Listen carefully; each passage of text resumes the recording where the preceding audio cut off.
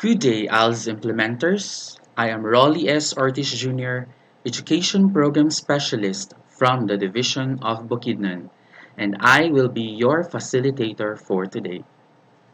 Today, I will be presenting the topic Team Teaching. This video will run for 5 minutes, and at the end of the video, if you have clarifications, there will be a 30 to 45 minutes question and answer. This session aims to attain the following objectives. Number 1, describe what team teaching is.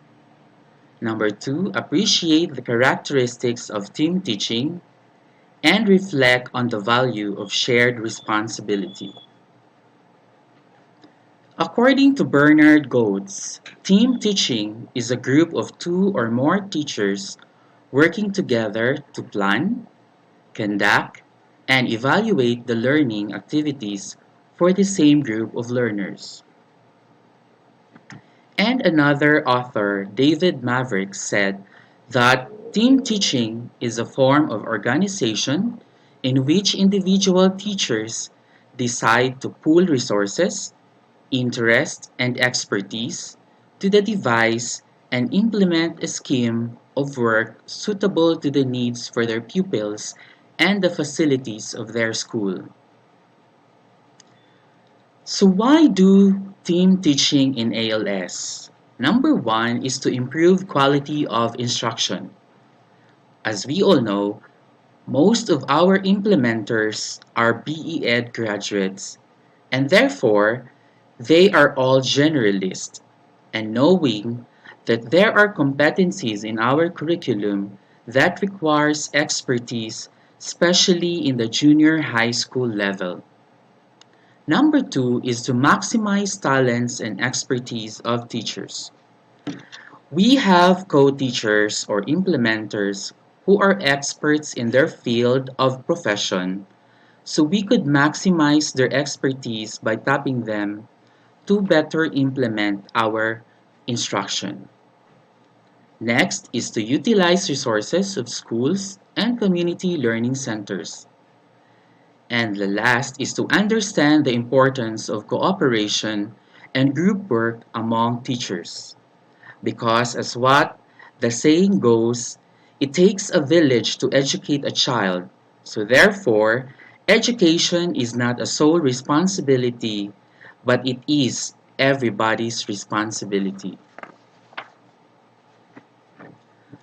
So now, who can do team teaching in ALS? So, number 1 is our co-implementers. So when we say co-implementers, we have our district coordinator, the mobile teachers, or the instructional managers that whom we know that they are all experts or they are experts of a particular field that we think that they can help in the delivery of our instructions. We could also do team teaching to the formal school teachers. When we say formal school teachers, they can be the elementary or the secondary school teachers who are specialists in their chosen major of field of subjects, most especially the secondary school teachers, or experts in some aspects.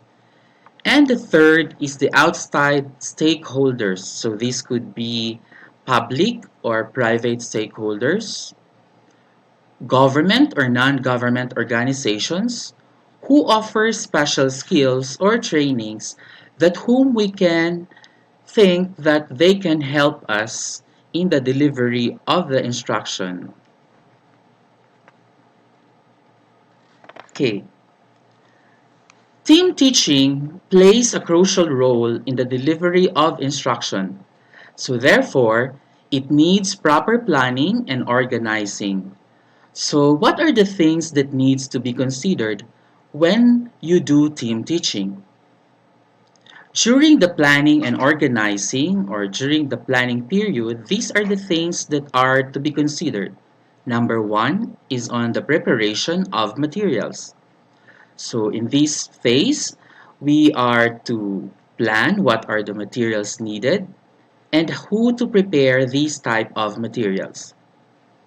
Number two is providing input on the lesson content. So the teachers or you and the invited teacher that who will do the team teaching should talk together and provide inputs to to give more ideas of the particular lesson.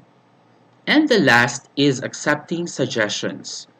So you must talk to each other and share ideas on the topic for the better delivery of the instruction. During the implementation stage, so these are the things that are to be considered. Number one, teachers carry out the team teaching plan but also allows room for flexibility.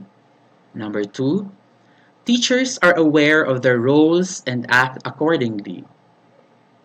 And teachers should be sensitive to the needs of each other.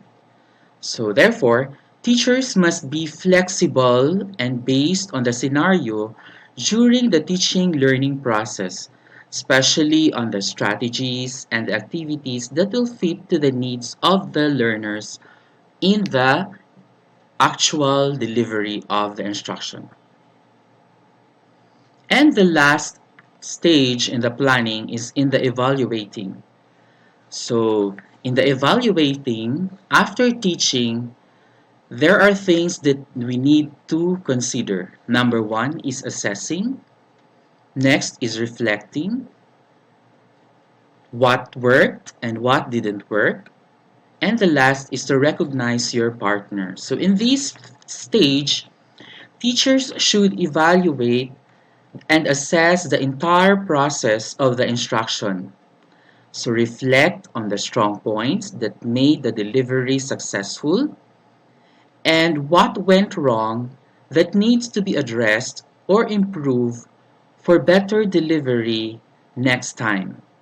And of course, don't forget to recognize your partner by giving certificate of recognition, for these can be of help to them to support their individual performance and commitment of review form, or the IPCRF.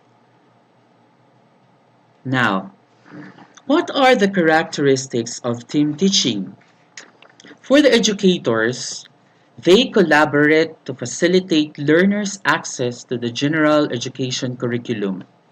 So again, as we all know, the teachers plays a vital role in producing quality, competitive, and 21st century skill learner.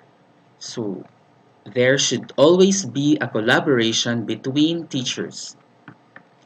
On the shared responsibility, educators are responsible for the following. So planning, so you are to plan on how are you going to do the delivery of the instruction.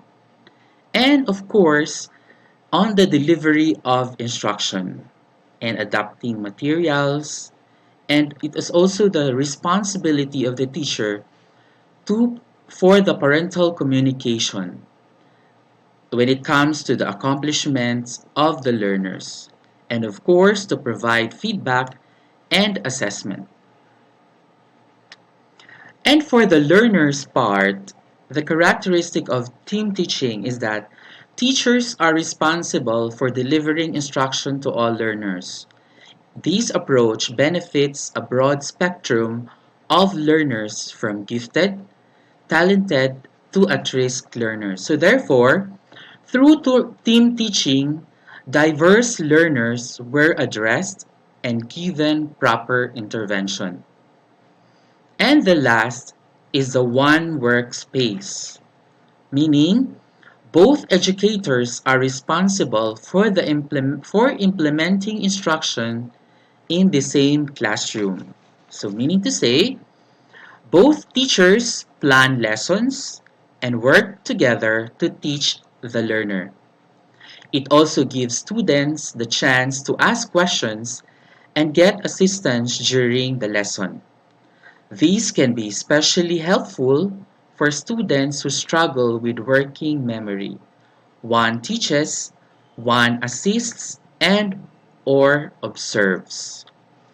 So those are the characteristics of team teaching. And there you go. That's all about team teaching. And let me end my presentation by this quote: "Learn continually. There is always one more thing to learn," by Steve Jobs. I hope you are able to understand the design of this session through this video. Thank you and good luck. Stay safe and be inspired.